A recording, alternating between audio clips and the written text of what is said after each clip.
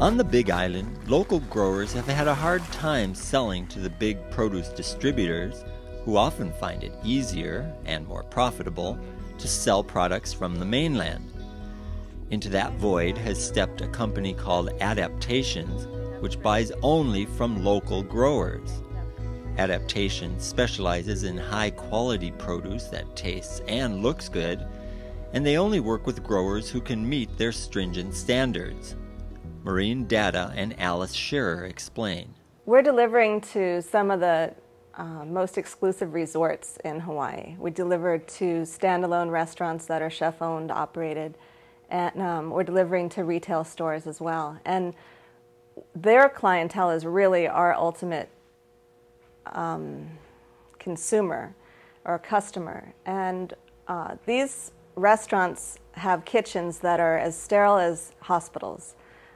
They're brightly lit and they're clean stainless steel tables, and when they open up a case of produce, if there's a critter or a blemish, they won't miss it. They'll see it instantly.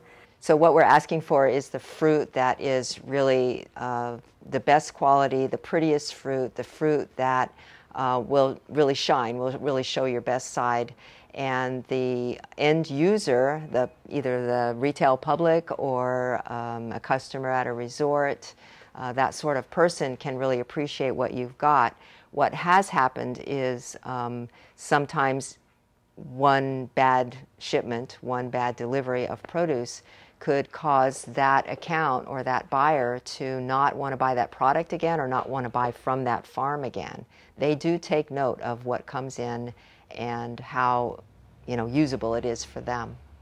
We try to keep our loss really, obviously, at a minimum. We don't have a lot of loss because we have established relationships with growers and we have educated a lot in the past. And that's why oftentimes we may be reluctant to work with a new grower right away, because we have established this education process and we don't feel like going through it again because we're too busy or because we've got enough of that product already.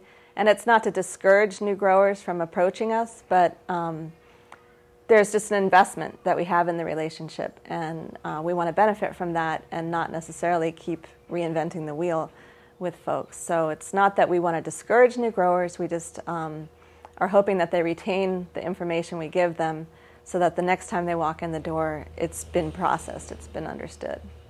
So this mango looks like it was picked a little early. Instead of ripening, it's wrinkling. And so the taste is probably going to be a bit on the tangy or bitter side rather than being, tart and sweet. So that would be one that I would have a very hard time selling. This is a very pretty Keat mango. It's still quite firm, but it is on the way towards ripening, and it is quite lovely, and it's been washed properly. The stem has been trimmed close, so there's no opportunity for that to get popped out. Another popular item that we'd like to see more of is the strawberry papaya or sunset papaya. This is a nice example of one. It may have a little bit of tonality here on the skin. It's like part ripe. It's going to ripen within some days. Another citrus that is in season, actually a little late this year, is the kumquats. These are nice ripe ones. These are some that must have experienced some temperature problems. This one has got mold growing on it. This one actually has a little break in the skin there. This one has a sting, which if I squeeze it, little juices come out. So, it's just a little bit more grading needed to be done on these after they were picked. But otherwise, it's a beautiful fruit, and we'd like to see more kumquats. They're quite a popular item. I just wanted to show a nice breadfruit. This is an up-and-coming crop here. We have had requests for them. They use it hard like this to make chips. They just slice it very, very thin on a meat slicer and then deep fry it, or cut it into a little bit thicker wedges and then cut it into smaller chips. And when it is picked a little bit more ripe, or if I let this one sit around for a few days, they can make desserts from it. We have a problem with anthracnose here that develops sometimes after the fruit is picked. Usually if you see it on your tree anywhere, it's going to be in the fruit on the skin, and you may not notice it right away. There might be just a few little dark spots, but it turns into a big problem once that fruit or avocado has been sitting around for just a couple days sometimes. So it's been a problem. It's something that we'd like for the growers to be more aware of and deal with more in their orchard, not just like pass it off and hope for the best. This is a nice example of someone who's invested in their packaging. They have shredded newspaper to protect the fruit from getting banged up in transit. Each fruit is individually tissue wrapped, cannot be beat. And there's another layer of shredded newspaper underneath. So this is very pampered fruit. It's going to arrive to market and look and feel its best. It's labeled clearly, and it's a nice clean box. So this same grower has bagged the rambutan in 3 8-pound bags. We love this kind of packaging. It's easy to handle, and it presents the fruit in its best light. These bags are breathable, so it's going to give the product the longest shelf life it could have. And all of this fruit has already been through the hydro process. It's been washed, and any kind of debris has been removed.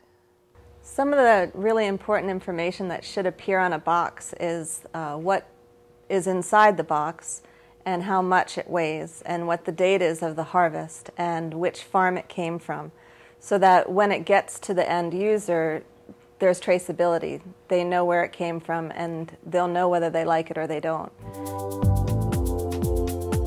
It's a wow factor for the guests to walk up to a breakfast buffet and see an entire stalk of bananas displayed on the table, and ideally half of those hands are going ripe, and the guest can actually reach out and pull one off to bring back to their table, and that creates an interaction of the guest with the food and the guest with other guests, and we've had really good response with that, and that's just an example of how guests will be excited by a local fruit, and then when they eat it, they're excited again because of the flavor.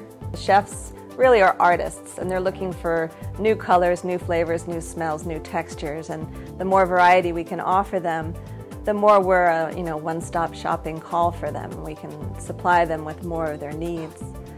So one of the things that I'm often asked by chefs is, what's hot this week? What's really wow factor? What's sexy this week? They're really into that word for some reason. They really think they want something that stands out, something really that a guest is going to enjoy and then talk to their friends about and say, you really should go over to this restaurant I ate last night. They had the most amazing local fruit. It wasn't just this fruit they imported from the mainland that was flavorless and unripe. It was local, fresh, sweet fruit that I'll never forget.